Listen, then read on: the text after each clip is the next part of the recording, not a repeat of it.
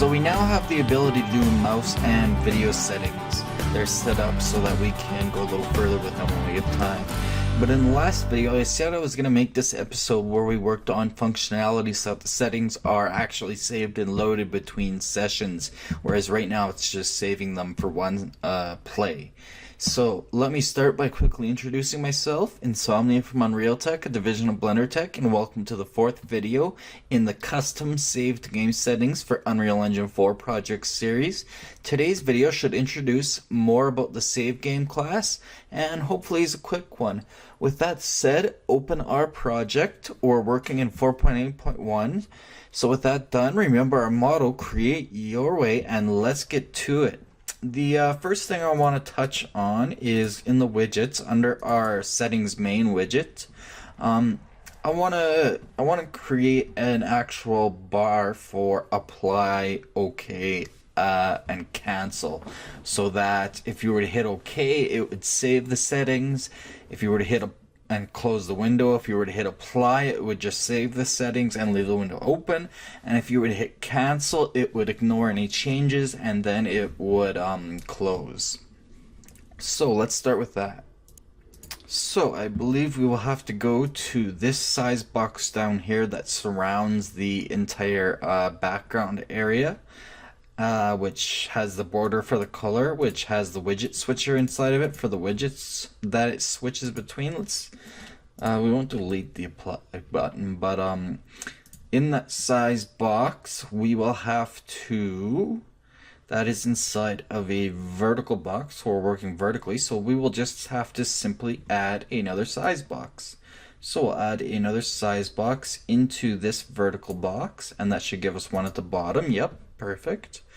I'm going to set it, the width, we'll leave alone for now. The height, however, we will set to around the same as the top, maybe 64. Maybe a little bigger, 96. Let's go 64. That'll leave us lots of room for settings. So with that done, I am then going to add a border to the size box so that we can fill it back in with color, not a button, whoops, border. So we can fill it back in with color, and let's choose our brush color, use the picker and select that background color, although it's not really selecting it there. But I do want it to have a different value. I want it to have a slightly darker blue, kind of like our title. In fact, our title would be the perfect color. I think that's exactly the same color. Cool. So on the border, then let's add a horizontal box. And in the horizontal box, let's change the padding. Let's give it 10 pixels of left padding, 10 pixels of right padding.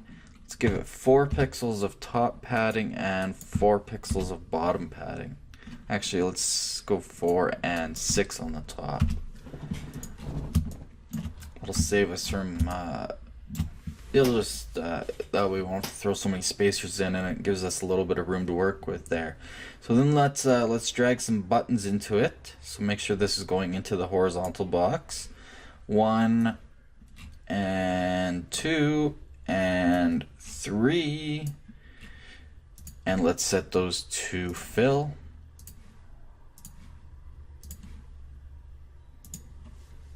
And those are quite big, so I am going to take this horizontal box and I'm going to right click and I'm going to wrap with a size box, which we already had made. So let's set the width override in this case to, no, I just ruined this now. I think.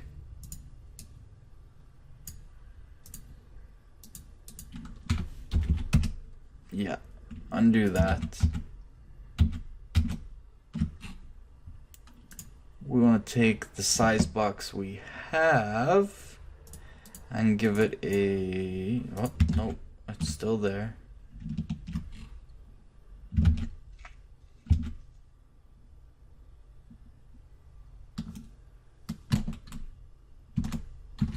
Alright, looks like I'm just gonna have to do it manually, so I'm just gonna have to take the horizontal box and its buttons, cut, delete the size blocks, paste them in the border.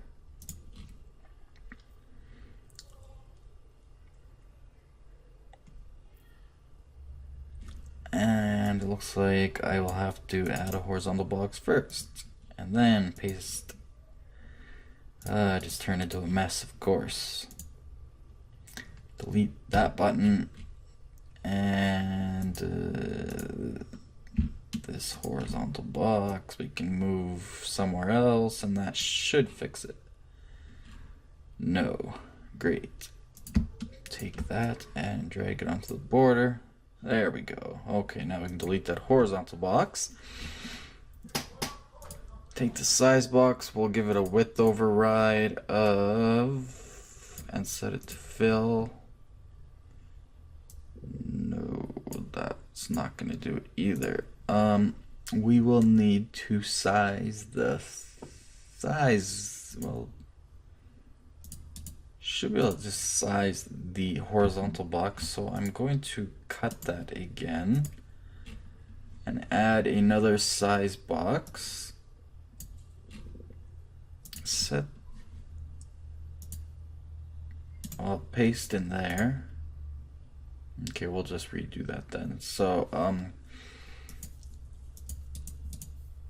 we will set a horizontal box into the size box there.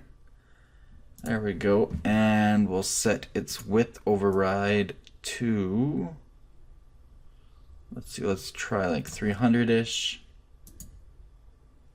And that's not gonna work, it looks like.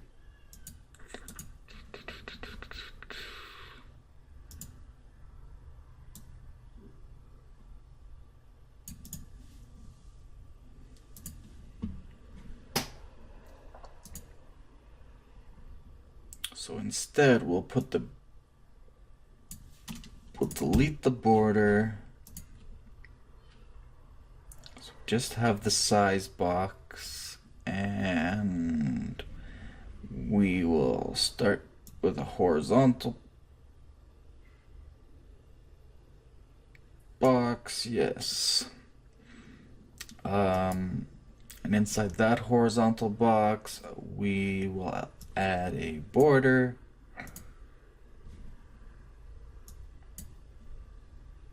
which will be set to, actually we'll go, okay, I got this, we'll go vertical box in the size box, that'll be filled up, then we'll put a horizontal box in there. Awesome. Now if I was to add like another one, it would be split up.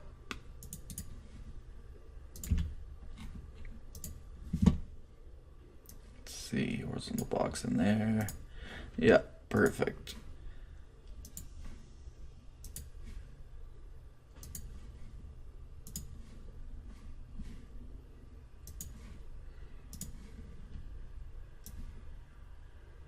Just testing out here.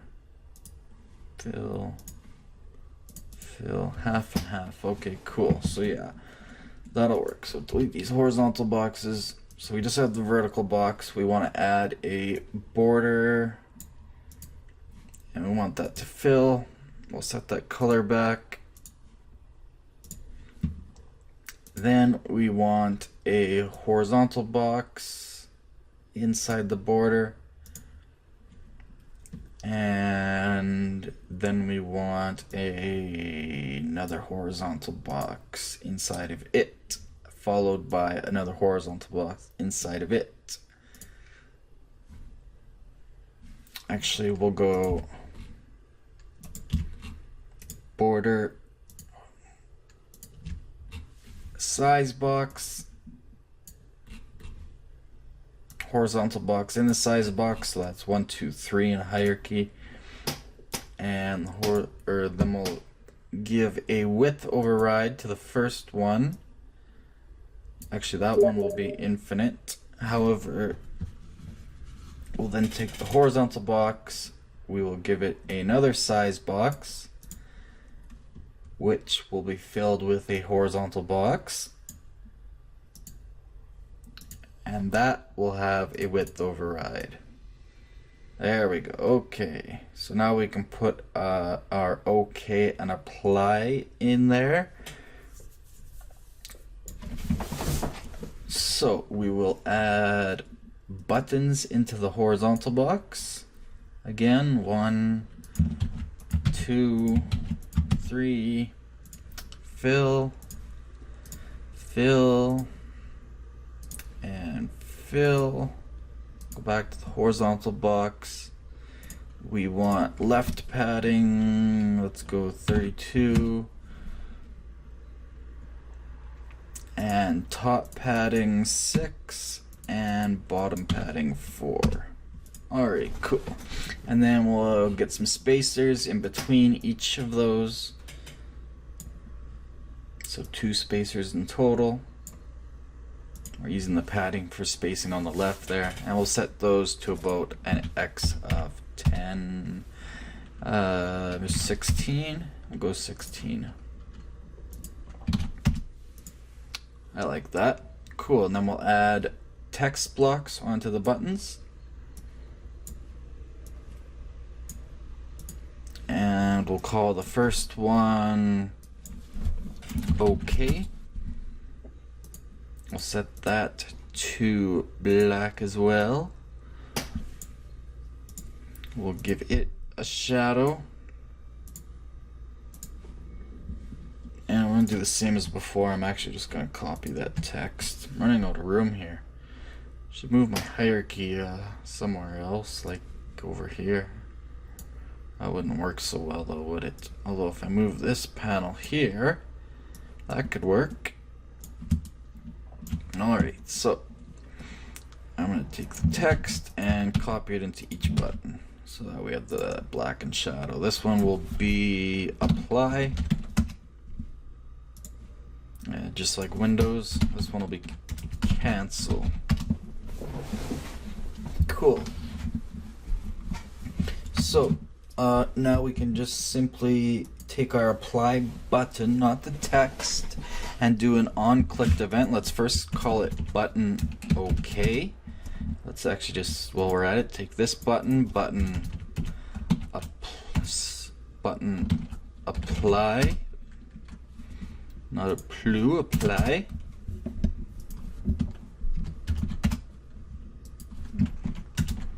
Oh yeah, we already have an apply button, right? So we'll call that button underscore apply, and we will just copy its logic. And cancel, button cancel. Alright, so we'll take the OK button, we'll go on clicked, and let's drag this down, and let's go find our on clicked button apply. Bring that down, because we'll be stealing its logic. I'll just set settings. So on clicked button OK, we will do the same thing where actually OK won't be setting the settings. OK will just be it'll be saving them. Remember, we made the save, so let's drag off of our game settings as a getter, remember, and then let's go, what did we set it as? I think it was save settings. Yes, call function save settings, so that'll save all our settings as in a slot. Then it'll give us a reply as a print message if it was good or not. And then let's go back into the designer. Let's grab the cancel button, because we'll use that for all the closing. So let's do an on clicked for that. So on clicked button cancel, we'll put up in the next square in the grid, and that one will call. Remember how I said we were going to start taking some of that crap from the first person character and move it into here? We're going to start with that now. So let's add a yeah, let's do it up here. Let's go custom event called close settings, or let's go close screen. We'll make another one called open screen.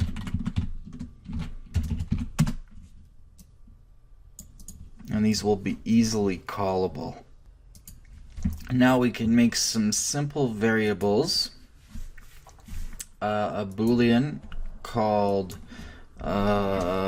b is screen open, and let's drag that in as a setter on close and open.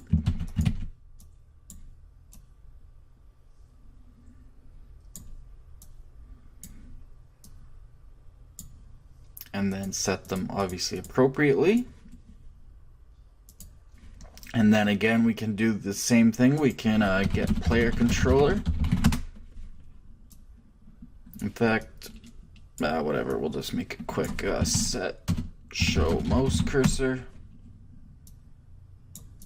When we open the screen, we want it to be shown. When we close it, we want it to not be shown. False. Target player controller, connect the execution chain, and then we will obviously set input mode game and UI, and that will allow mouse over events also. And then set input mode game only. And the target for that is the player controller. I'll give it a little rewrote node there. And the same with that one. And the widget to focus will be itself, so it should be fine. And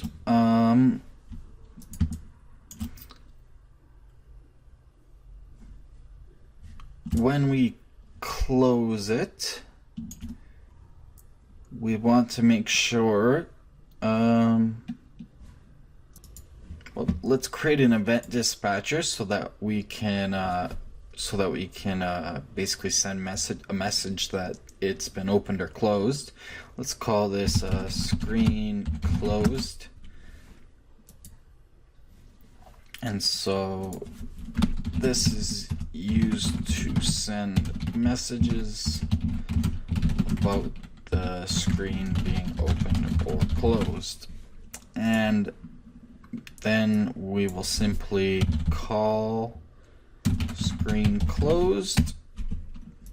So that's basically sending a message out, and anyone that receives that call knows that it's been closed. So there's more to that, but now we can go back down to on clicked button OK. It saves the settings, and then we can just well, over here we can, when you click cancel, we'll just call close menu.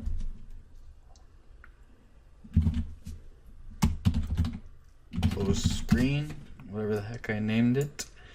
And we'll just connect it like that as well. So it closes the screen after you hit OK, but it saves the settings first. And then we need our apply. So let's take our apply, add on clicked event, and let's bring it over here into the next square. Bring our game settings up a bit. So all we need to do is the same as before, set settings. Oops. Well, it's a good thing I opened up that anyway, because we will be working in it. And we can get rid of the little hello. So it sets the settings, but it doesn't do anything else. However, we want to still save them. We want to save them, but we don't want to close the screen. And I'm going to show you guys a little widget trick here. The whole reason I made this in one giant root container, as you can see the vertical box root. that holds everything in. So first of all, let's delete our button apply. So again, make sure your vertical box root is a variable, and make sure its anchor is set to the perfect center with an alignment of 0.5 and a pivot of 0. Now let's go to our graph and let's go under event construct. We want event tick, and we want a branch. Let's promote that condition to a variable called drag window. Not using my usual drag window. If that's true, then we take our root vertical box as a getter. We want to get slot as canvas slot. And we want to take that and get its position, get position. That'll allow us to get its exact position in X and Y coordinates. A vector 2D, remember we were working with vector 2Ds. Then we want to add vector 2Ds, so vector 2D plus vector 2D. And then we want to subtract vector 2D minus vector 2D. And we're going to need to bring everything down a square, or 2 maybe. We want to subtract this top one. We're going to promote to a variable called mouse lock previous. So wherever the mouse was previously, which we will set. And then the bottom one, we want to do a make vector 2D. And the X and the Y will be a neat little trick called get player controller. And then take the return value and get mouse position. Which one is it? Get mouse position scaled by DPI. Yes, that's what we want, because that will depend on the size of the screens. Dots per inch. X into X, Y into Y. Bring that up to make it nice and clean. And so after we add those, then we want to take them into a set position for this. So we want to set position. So we got the position, now we want to set it. And the position we want to set it to is all the math we do here. Something like that. Let's see if we can probably drag this across a bit.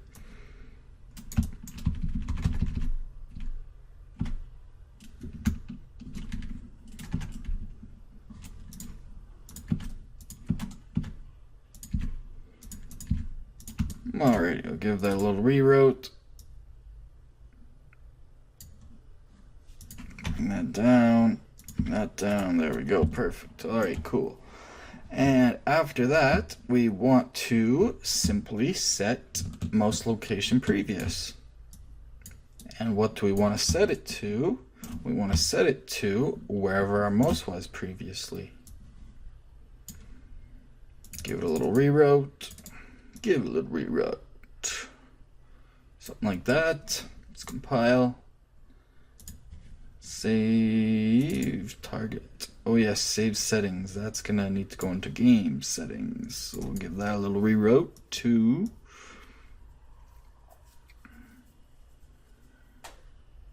it's kind of cramped, but whatever. Compile, save everything. Let's test that little trick out. So let's hit play. What was our F9? Right. Okay, obviously that is not, it's kind of what I wanted. Let me check my math here. Oh, because obviously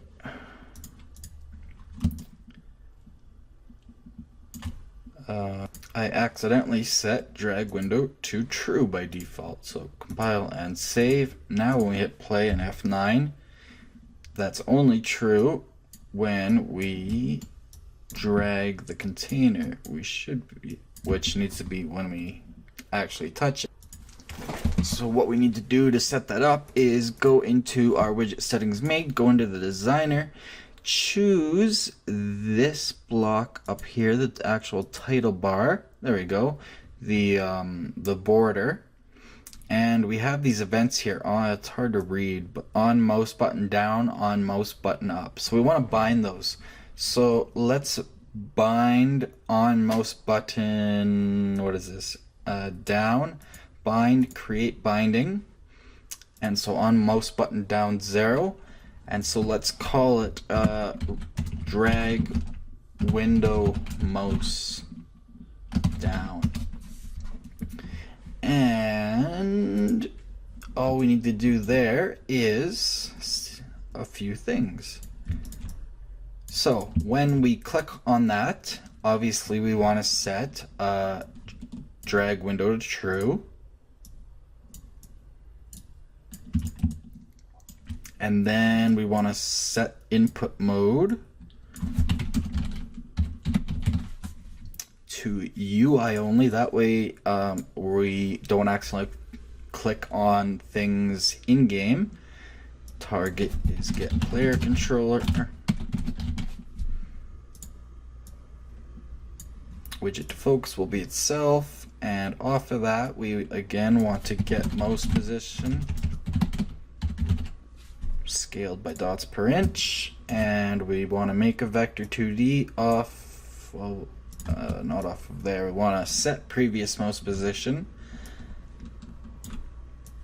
right there. We want to make it off of mouse location previous, X and Y again.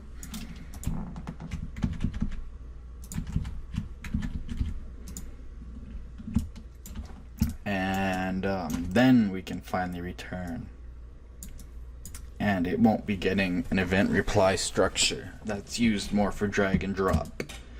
So we can basically, we should be able to, let's just duplicate that function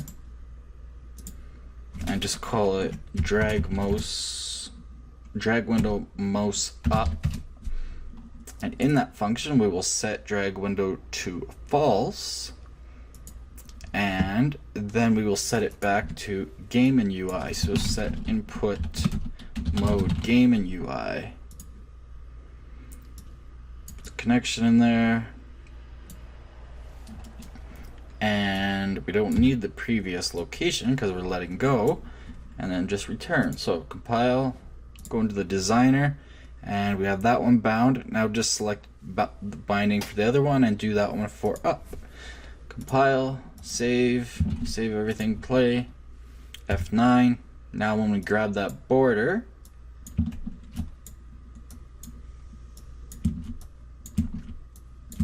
it's apparently not gonna like that. On mouse button down.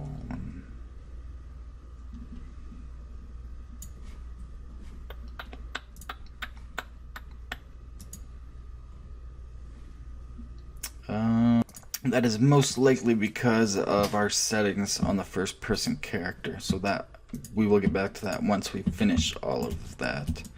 So going back, yes, we also, before we call screen closed, we need to take our game settings, get it, and we need to settings. We need to set settings.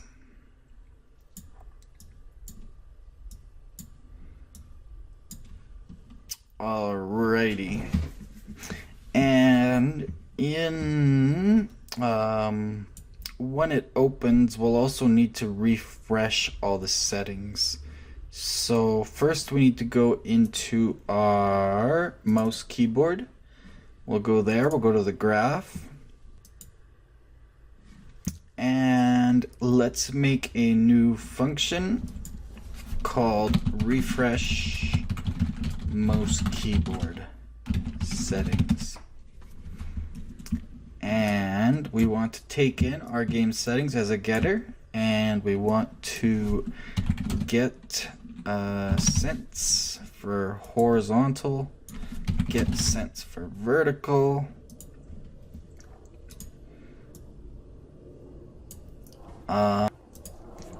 the checkboxes should be okay, we will find out. And we want to set our text, so set X text value and set Y text value.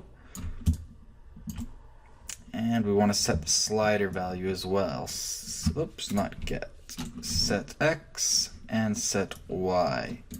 And those will just plug into themselves. So this goes into here. I believe these settings should be fine. Yeah. Give ourselves some room here. So that's horizontal X, vertical Y, horizontal X, vertical Y. Connect the chain backwards.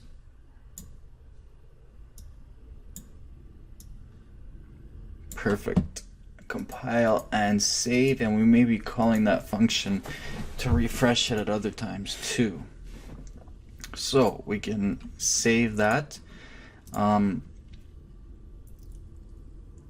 We'll start there. Maybe we'll do the video later. So let's go to widget settings main. So we want to, when the window is opened, we want to, we need to get a, where is our, we got our widget switcher, where is it? Widget mouse keyboard, get, and then we can call the refresh mouse keyboard settings. Perfect, and we'll have to do the same for video and custom and everything else. So compile, save everything else. Now we need to go into settings, save, and I think we need to do some settings up in our save game class. Actually, I think we may be good. Let's see, save everything and play. So F9, we'll go to input. We will change, oh, we forgot to bind, oh, we never did that one, right? I told you guys could figure it out. So I'm just gonna set the X to say 65. I'm gonna hit apply. As you can see, it applied the settings. That didn't close the menu. I'm gonna hit OK. It saves the settings. I'm gonna hit cancel. That won't close it because we didn't set that up properly yet. So we need to go into our first person character. Where are we? First person character under content. And we need to do some fixing up. So let's start fresh here. So on event begin play, we get settings, we set it to our game settings. After that, then let's create our settings main widget. So just drag it up, and we don't want to add it to viewport, however. And we can probably get rid of all this. Just get rid of it all. We'll keep the F9.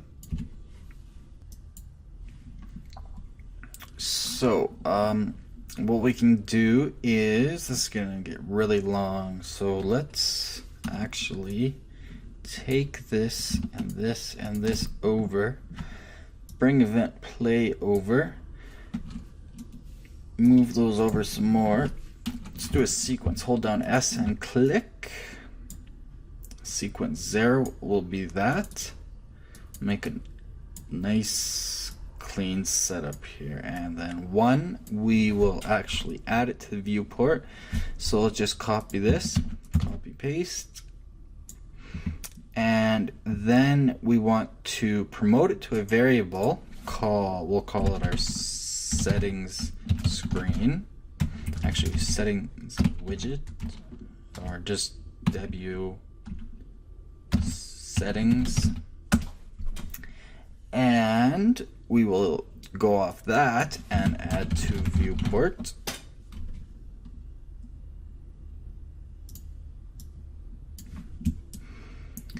And then we want to take this return value and we want to set visibility. We want to set it to hidden by default. And then connect that right up. Make sure it's set to hidden. And then we're going to do a neat little setup here. Let's compile and save. If we drag off of that, we should be able to now take our event dispatcher and bind event to screen closed. So now whenever that's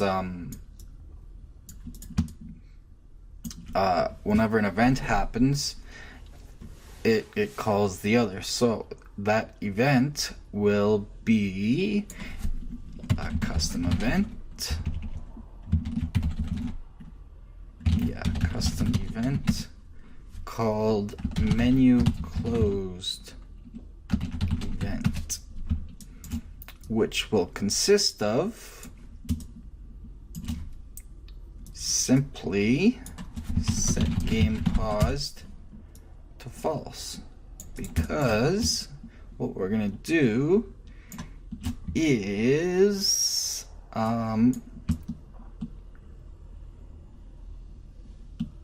we are going to take our, where are we, F9, put it below event begin play here.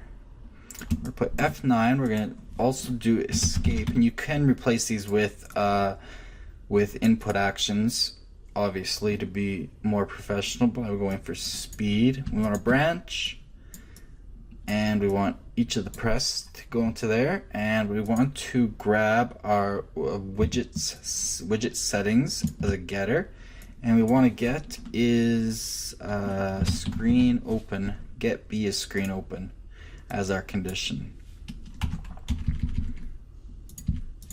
So if the screen is open, true, then we call our close menu function, the function that closes the menu, close screen. So we'll put a little rewrote in there, and if false, then we call our open screen to open up our menu.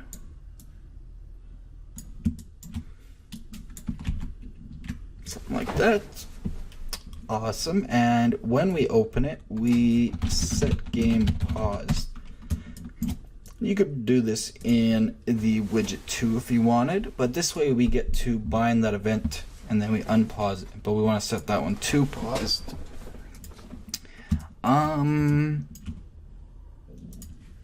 That should fix things. We should be able to get rid of all of this crap now.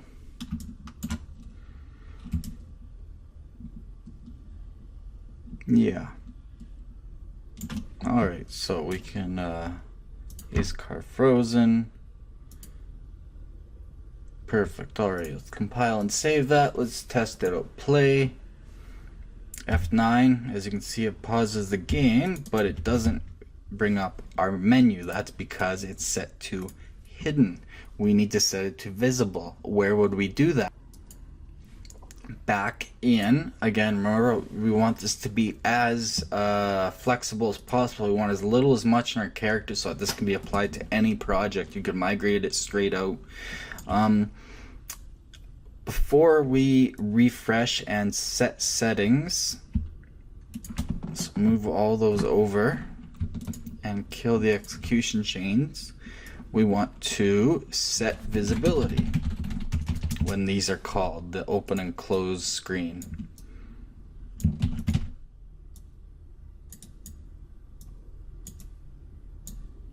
And so when we open it, it'll be visible. When we close it, it'll be hidden again. Alright, so compile, save everything. Play. F9 opens up our screen. Look at that, my 65 is still there. I can change it to a 17. I can apply. I can hit OK, it'll close it, it'll unpause, everything's back. F9. I can set it, I can apply, I can cancel. Just like that. Cool. So that all works. So what next? Oh, I didn't test if the drag and dropping would work. No, it still wants to be a bugger. You can see it's removing the mouse cursor.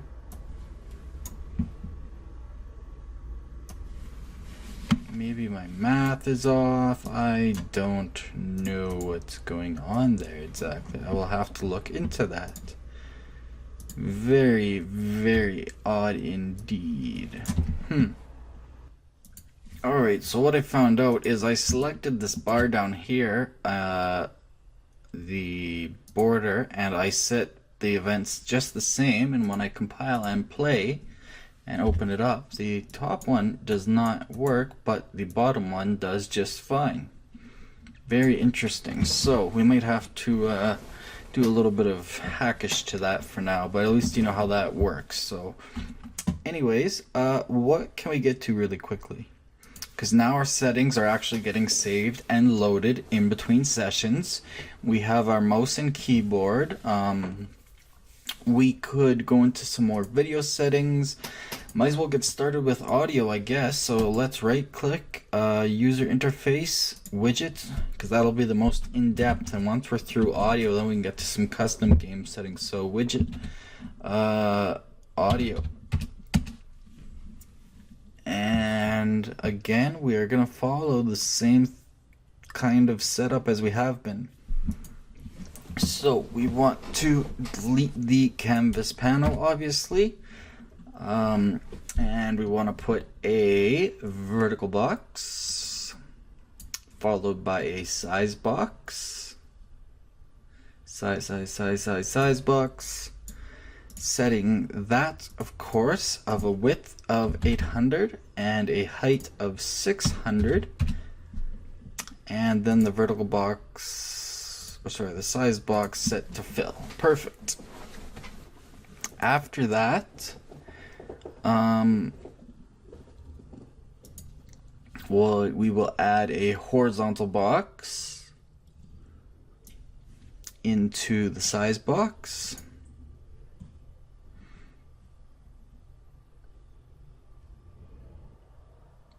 No, sorry, we will add a vertical box.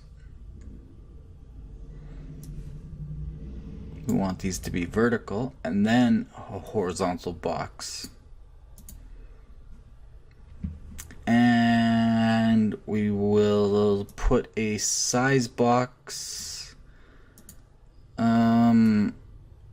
actually above it. We'll go vertical box, size box, horizontal box. So this will be size box master vol. And we'll set that size box to a height of, again, something like 64. So we need to think of how many audio channels do we want. Obviously we want a master.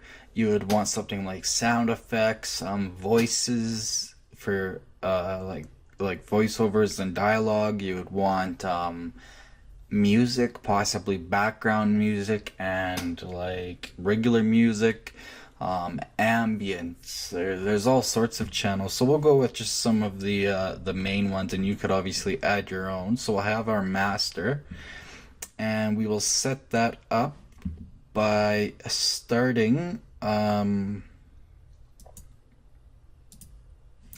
with, I guess, some text, yep, as usual.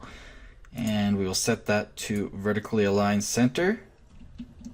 And let's give it some padding on the left of about 16 pixels. And we can set the size a little bit, about 28, I think we did before, and set the text to black again. And after that, we then want a spacer in the horizontal box with an X value of something like 32. We'll go 64. maybe even more, 128. And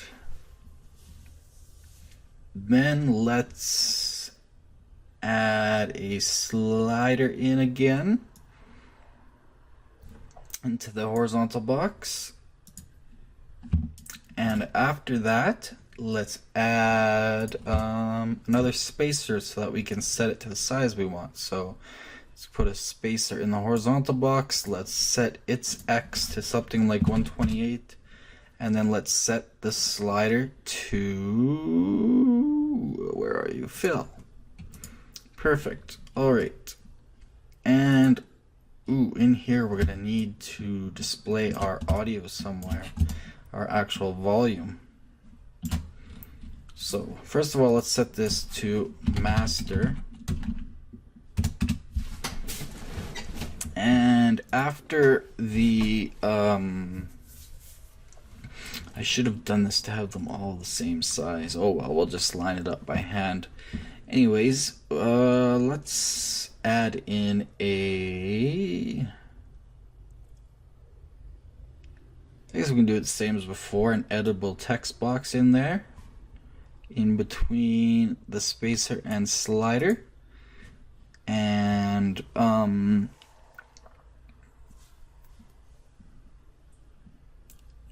let's take a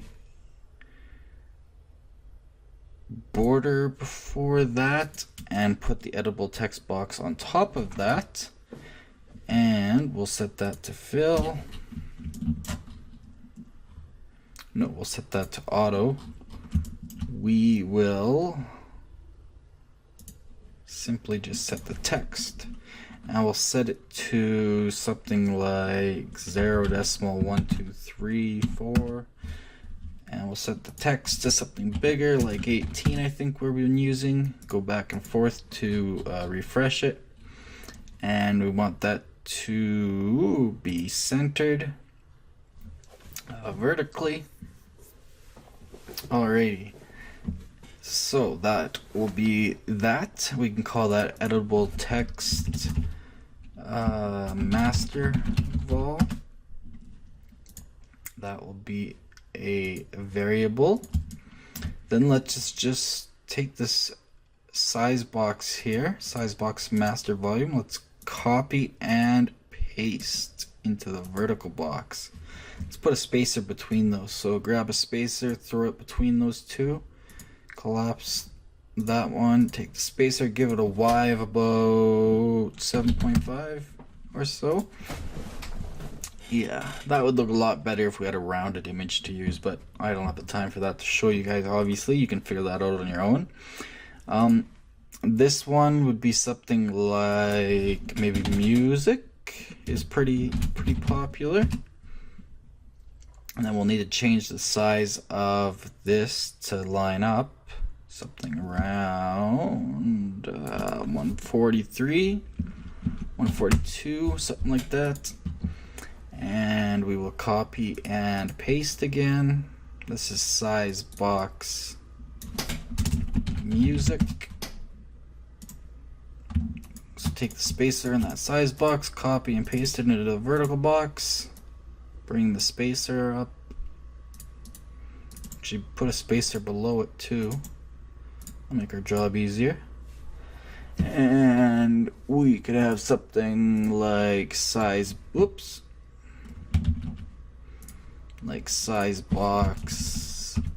ambience, and this could be set to ambience, and that's gotta go way down. Ooh, perfect. I think I hit it right on the mark with 78, 79, 80. All right, something like that. Oh, and sound effects. Yeah, that's a pretty big one. So copy all three of these in. Copy, paste. So this will be where are you? We'll just set that to sound FX, and the size box. Let's go size box FX. That needs to be a little bit wider, about 83, 82. And anything else? Oh, come on, spacers.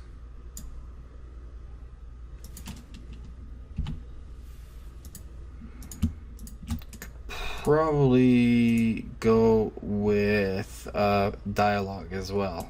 So we'll paste that in. Stupid spacers. Anyways, dialogue.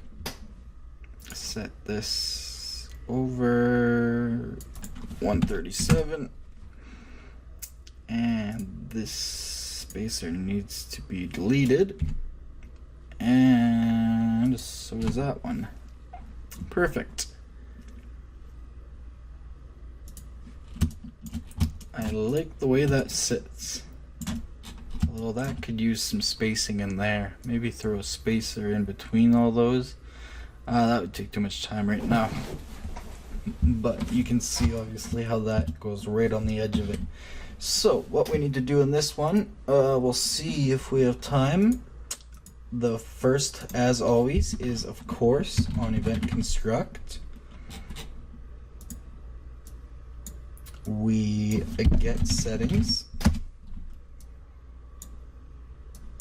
game instance, promote our game settings,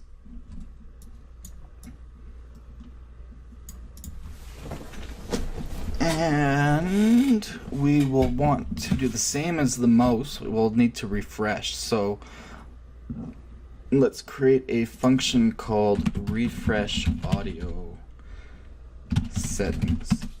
We'll get to that later, but let's put it out there and let's just not connect it to remember that we need to finish it. Alright, so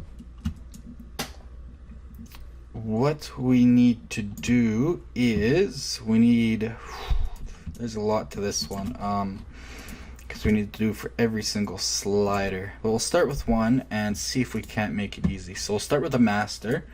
We'll take the slider, we'll go on value changed as usual. Oh, we didn't name the sliders either. Slider master. I'll finish one off here and then you guys can do the rest, and then I'll show you how to actually set it up in game. So slider master, we did set the editable text box. Okay, cool. So when that changes, remember we're working with 0 to 1.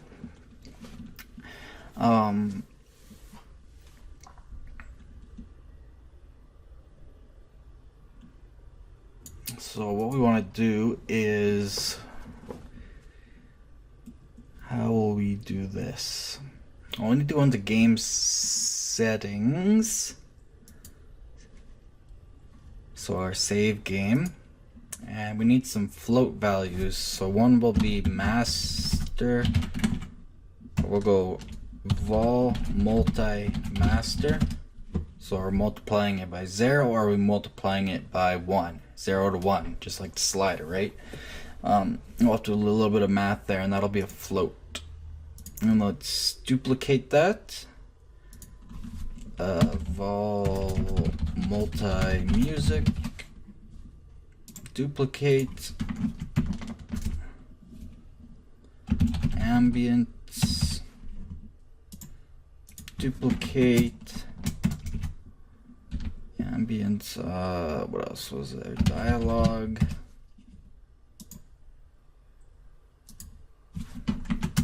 and FX. Alright, so compile and save that. And we want those to default to 1.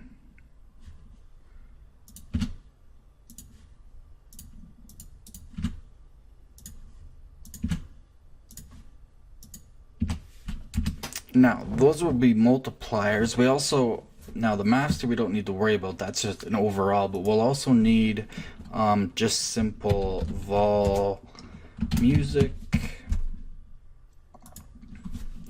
vol ambience, vol dialogue,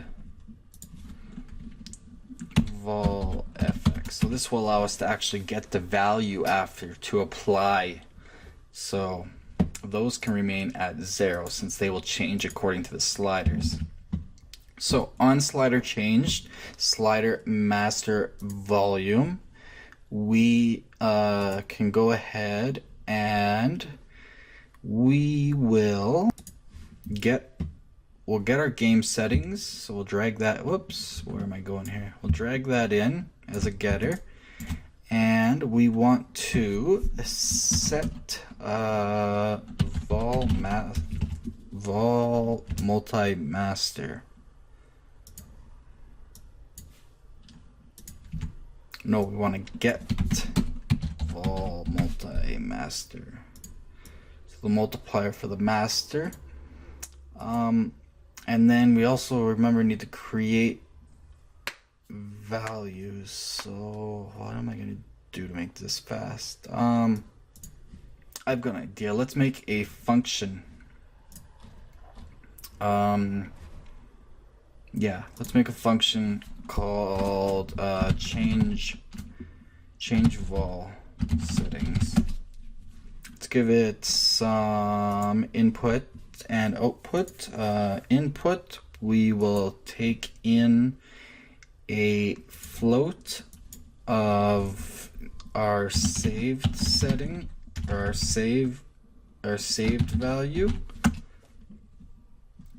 a new float of our slider value, a new text of the vol text, and a new float of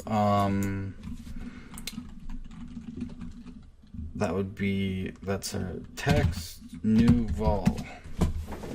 Perfect. Compile that and save. Go back to the event graph. Let's drag that in. Now what we can do is I can simply make this easy by just right clicking on saved value and connecting it to the master, and then take the slider value and right click promote to variable and call that something like vol master slider value. And the same with the text, right click, promote to variable, which we'll call something like vol master text.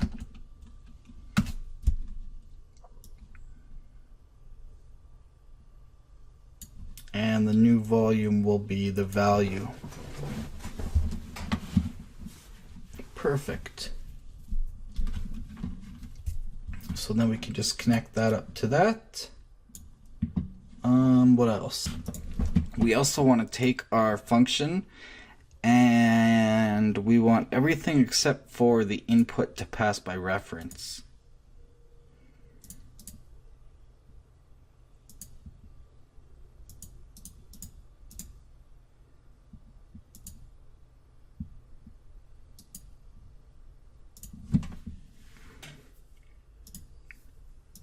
Perfect, that should do it. Okay, cool. Let's open up that function and we'll be able to reuse this functionality for every single one.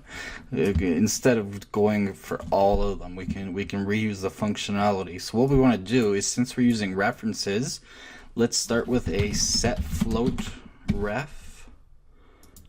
Uncheck context sensitive. I need to get a float to be able to set that. Okay, drag off of game, where are you? Save value, that's in our save game.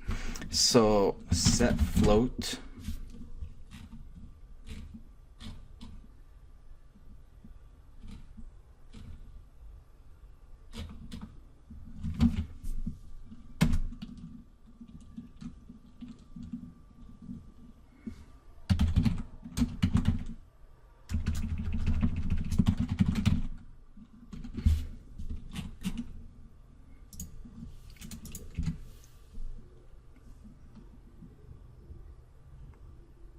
no, we need to take in the volume first. Let's take this and set float.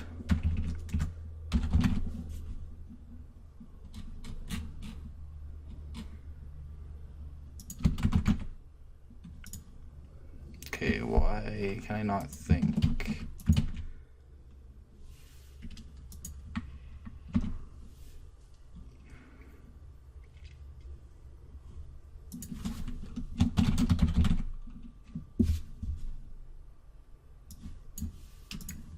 No, that's not it. That's substance. No. Okay, well, we'll take our volume. We will max. Remember that chooses the biggest value, so we want nothing lower than 0. So it's either full or 0. That way we can't get negative numbers. And then we want to take this and we want to clamp it between 0 and 1.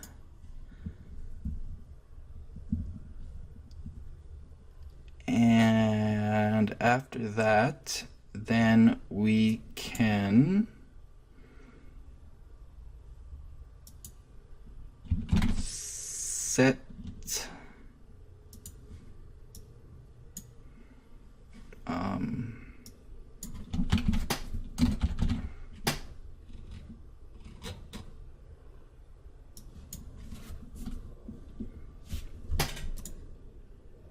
to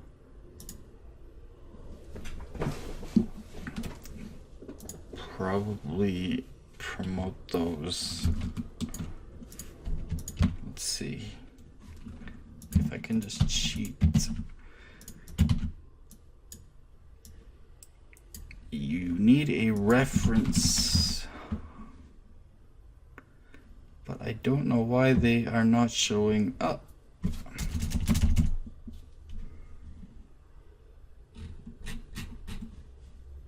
Oh, it's because I have context sensitive turned off. So you take your value and then you just set ref.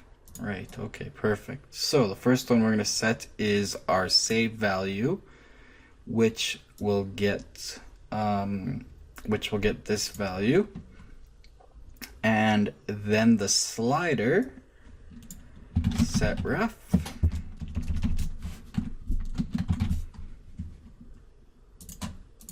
We'll get this value.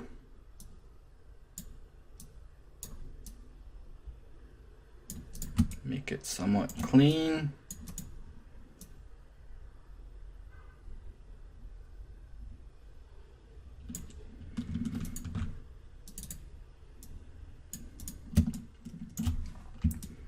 And then we also take that max and let's do a toText. And then take our text, vol text, so that's what we're going to display, and set ref. And its value will be that, and we'll set that. And we don't need to return that. This is a void function. So compile and save. Go back into our event graph. So that's all plugged in. Perfect.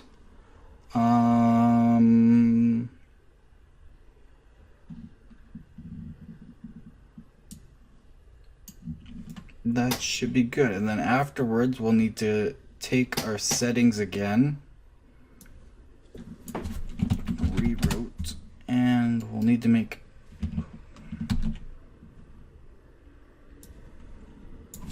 rewrote.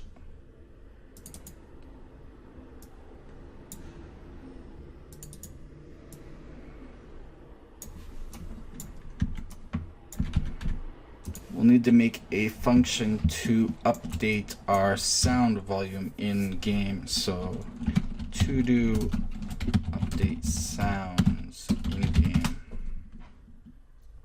So that'll be a function that comes off of there. I don't have time to set it up now though, but we can at least check our values.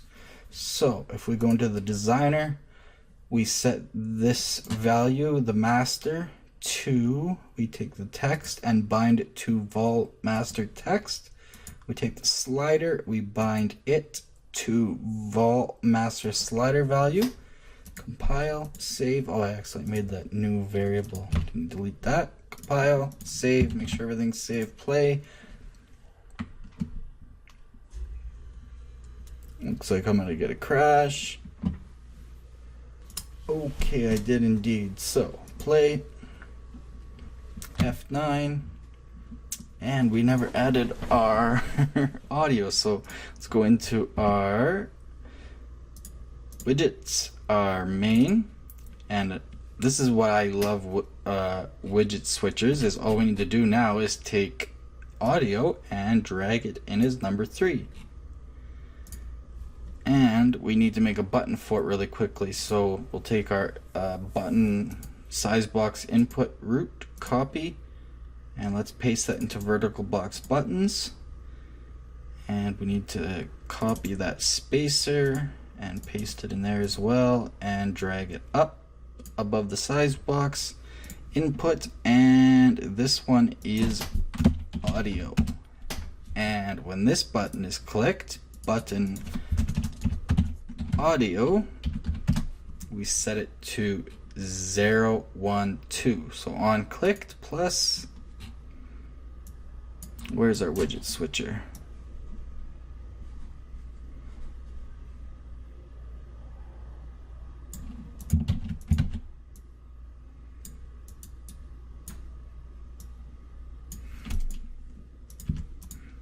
To 2. Like so. Probably drag that up there, I guess, or something. Alright, so compile, save everything, play, F9, and we now have audio, so we can set our master, and that we're going to need to set a default value because that looks very ugly when it's clamped to 0. I don't like that at all. In fact, I don't like that these sliders are all over too. They're not quite perfect. But anyways, that works. 0, 2, 1. Perfect. Apply, if you would, and it gets saved. Perfect. Perfect. Now these I don't believe would get saved, but they don't matter anyway. Well, I guess they would. Cool. Anyways, or would they?